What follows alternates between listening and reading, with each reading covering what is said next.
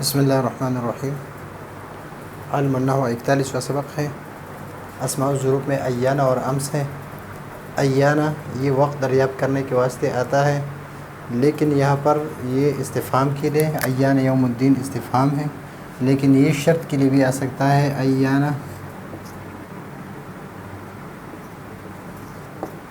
تعود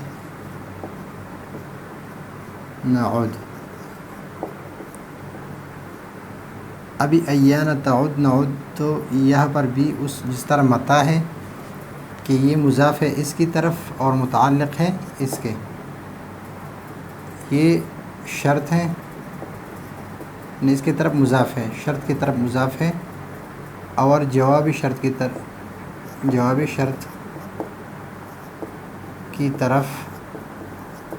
متعلق ہے،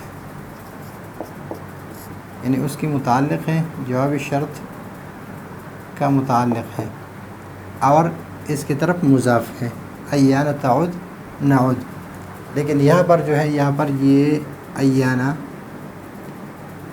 یہ ظرف ہے، خبر مقدم محذوف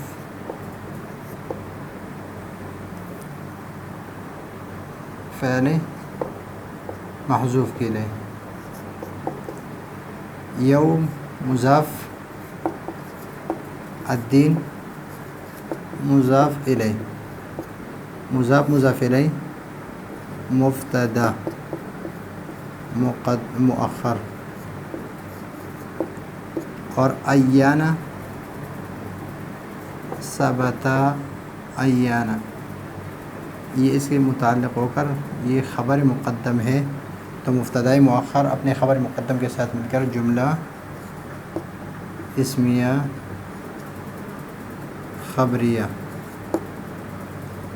نہیں ہے بلکہ انشائیہ، جملہ اسمیہ انشائیہ ہے، جملہ انشائیہ، اس لیے کہ استفہام ہے، اور استفہام کس کی قسم ہے؟ انشاء میں سے ہے۔